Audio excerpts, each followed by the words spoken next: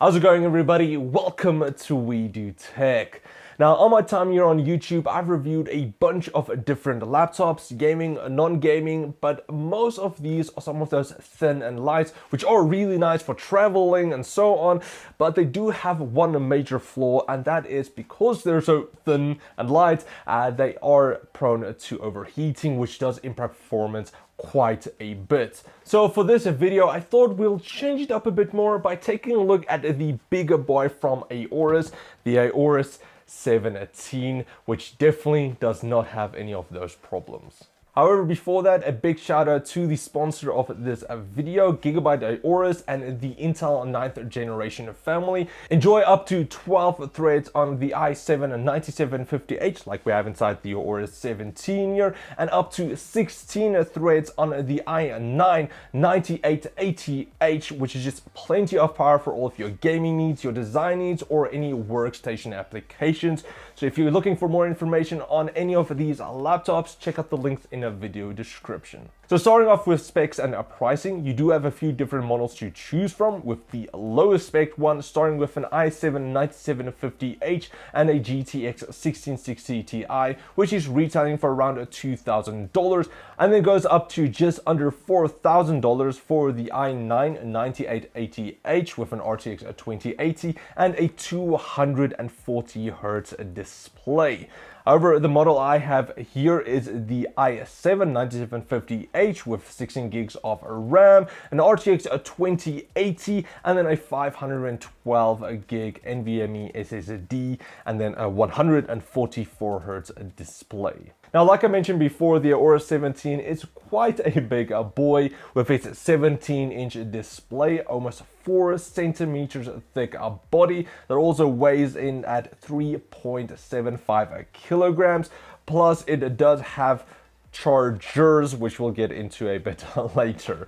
But in short, this thing is a tank, not only in the weight, but the build quality and then also the performance, which you will check out later as well. So it is definitely clear that the Aorus 17 is not the take it wherever you want type of laptop.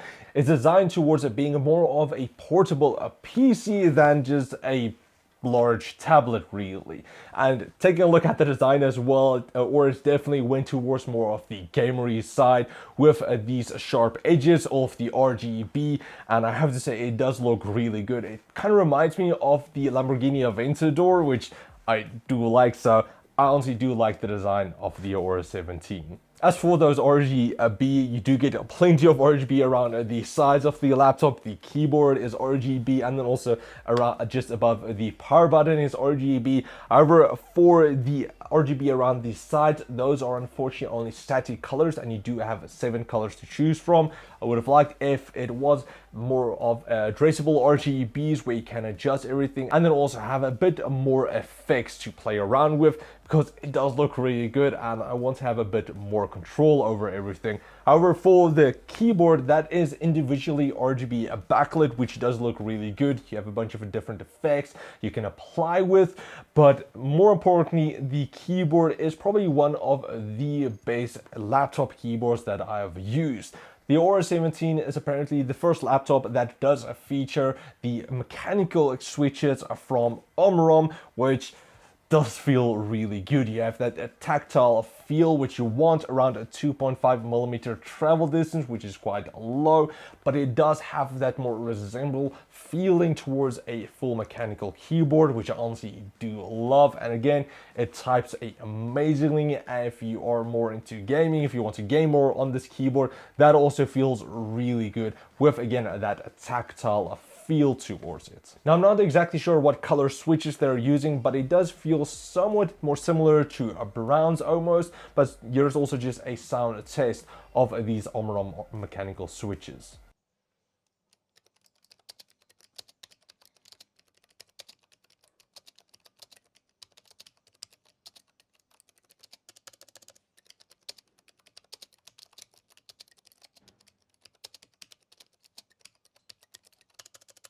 Now, I did have one complaint with typing on this keyboard, and that is more to do with the sharper edges on the more Aventador style design, where if you are sitting at a lower angle, the side does kind of dig into your wrist a bit more, which isn't necessarily the most comfortable, but that is also just if you're sitting at a long angle, if you're just typing on your lap, or if you are sitting much higher than your desk, then it isn't really a problem. It's just if you are sitting more at an angle, really. So yeah, that is one complaint that I had. Now, as for the trackpad, you do have a bit a larger size here, which is extremely smooth and extremely precise. I did really enjoy my time using it. I didn't really even need a mouse for most of the times. Now, I did find that the left mouse click will sometimes double click. I'm not sure if it's just my model here. It's not that big of a deal, but I do like it if it's just one single press and that's it. So just something worth mentioning. Now, moving on to the display, you do have a full HD 17.3-inch screen, which you can either get with a 144 Hz IPS display or up to 240 Hz display, which I also believe is IPS, although Aorus didn't state it on their website. However, both of the displays are calibrated by X-Rite Pantone, so colors are extremely accurate with a 98% coverage of the sRGB color space and a sub 1 Delta E rating. However, it is not really the brightest display out there. It's only around 250 nits, so best not to use it outside where there's a lot of sun.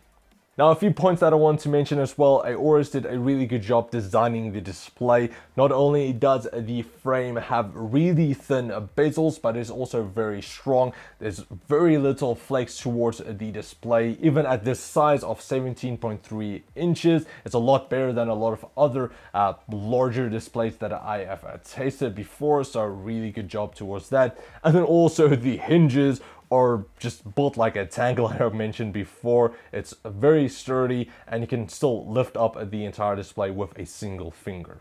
Now, moving on towards cooling performance, as expected, the larger body definitely helps out with cooling quite a bit.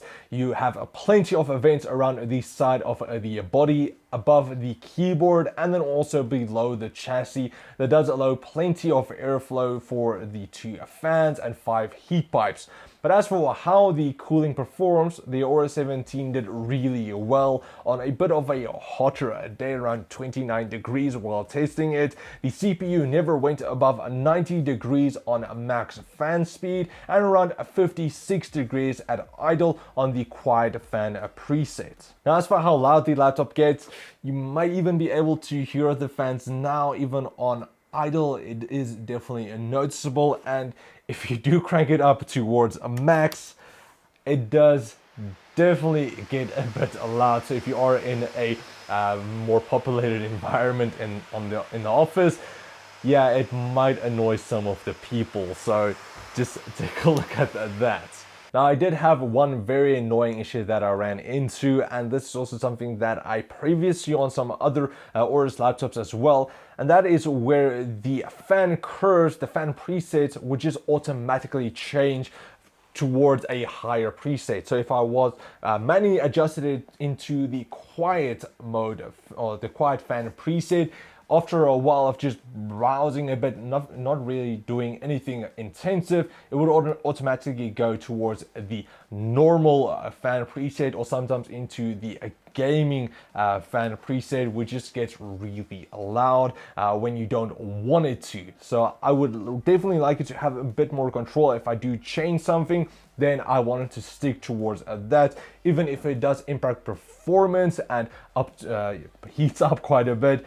I want to have manual control on all of that. If I do set something, it has to stay there. Even when I was actually manually pressing the max fan RPM key on the keyboard, sometimes between like cutscenes in games, it would just automatically cut off towards just normal mode, which I don't want. If I manually press the key, I want it to stay there. So just something that I want to mention, and Aorus could possibly take a look at. But now, getting back into the cooling performance again, this is where the larger body really comes into play. If you compare it to something like my Triton 500, which is one of these thin and light, this thing just thermal throttles like crazy, and the Aorus 17 never once saw any hint of thermal throttling, even on max, maxing everything out.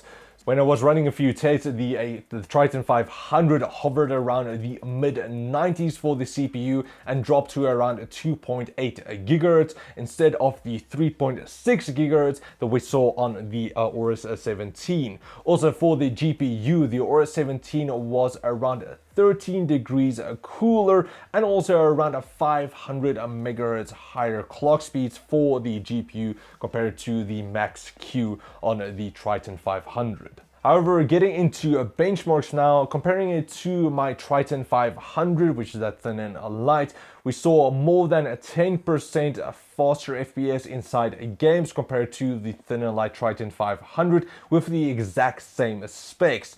Same goes for all of the non-gaming benchmarks as well, with that extra CPU thermal headroom coming in really handy. If you are trying to export a lot of work, then this is definitely where you're going to need that extra performance. When I did my Blender export, it was a lot quicker, and then also just exporting some Premiere videos, it was definitely a lot quicker towards that as well. However, getting into upgradability, this is also always a really important part. If you just want to quickly upgrade something, replace something, it shouldn't be an entire mission to do that. And luckily with the Aorus 17, if you do unscrew the back panel, you are able to upgrade the 2 SODIMM slots to a max of 64 gigabytes of DDR4 memory. You do have one 2.5-inch hard drive for SSD slots, and then 2 M.2 slots for your NVMe SSDs. Now, taking a listen towards the speakers, I am happy to say that you do have 2 2-watt speakers and a 1 3-watt sub, which is usually lacking in some of these laptops. And the Aorus 17 definitely sounds good enough with plenty of bass and clear highs, and it's also plenty loud enough. It could have gone a bit louder, but definitely good enough just to listen inside your room. Also, if you are planning to use headphones with the Aorus 17, it does have an ESS Sabre Hi-Fi audio DAC up to 600 ohms. So if you wanted to power a larger headset, then you do have that option. Now, quickly taking a look at I/O, the Aorus 17 is fully kitted out here. With on the left side, you're getting a single Thunderbolt Type-C port, a DisplayPort 1.4 and USB 3.01 over Type-C port, a single USB 3.1 Type-A port, and I believe it is also a Gen 2 and not Gen 1 like stated on their website. I'm not exactly too sure there. And then you also get your mic and headphone 3.5mm jacks. On the right side, you do get 2 USB 3.1 Gen 1 Type-A ports, a full-size UHS 2 card reader, which I'm honestly happy to see, and then also you get a USB 3.1 Gen 1 Type-C port. But that's not all. When taking a look at the back of the laptop, you do get a gigabit RJ45 port, the larger dual DC power connections, and finally an HDMI 2.0 port. Alright, now you might be wondering about that dual DC power ports. And the reason for that is because the Aorus 17 not only comes out with a single power brick, but comes out with 2, and both of these are 330 watts. So yeah, goes again towards that not necessarily best for traveling, but it definitely does supply enough power towards the laptop. Now, it is worth mentioning that the lower end models don't have that large and so many power bricks. The larger one does have a 230 watt brick or a single 330 watt power adapter. Now, that might sound a bit overkill for you to have 2 power bricks, where some other laptops with the exact same specs only comes out with a single like 250 watt power adapter. And that is also where we see a big problem sometimes, where there's honestly not enough power being supplied towards all of those high-end components, where you also start to see power limitations where the component isn't able to run at their max performance. This is something that I saw on my Triton 500, where it just didn't have enough power to power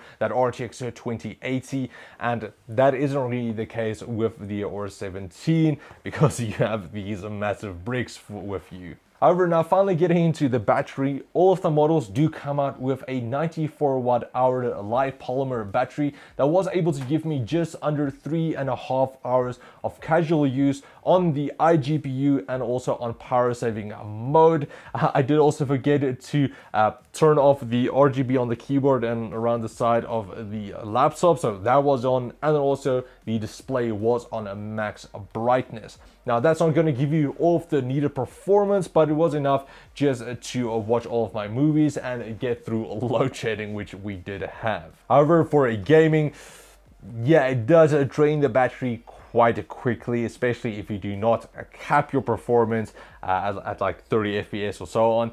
It does drain it really quickly. For some of the lower end models, like the one with the 1660 Ti, it might not be that big of an impact, but it's definitely still, it drains your battery quite quickly. So this is where these two are needed for the max performance.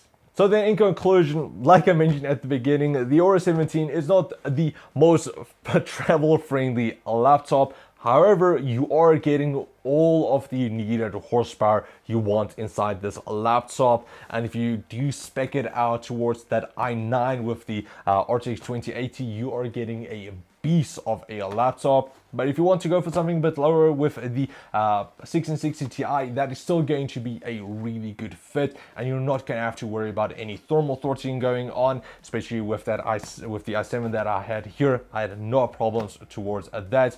The larger display does look really good. It's very color accurate. It does again come out with 144 Hertz, which is just awesome for gaming, or even 240 Hertz if you do want that super high refresh rate. So the Aorus 17 is just everything that you would need in a larger package. So this is just where you need to make your decision if you want something a bit more portable but that does sacrifice on performance, or if you want something a bit larger but does give you all of the performance that you would need. So a big shout out to Aorus South Africa for supplying the Aorus 17 for this review. If you guys want to get it for yourself, I will leave links in the video description again, so check those out. If you do have any questions, let me know down in the comments below as well, and I do hope you guys enjoyed. If you did, please like, share, subscribe, and comment like always, and then we'll check all of you guys next time. Cheers, guys.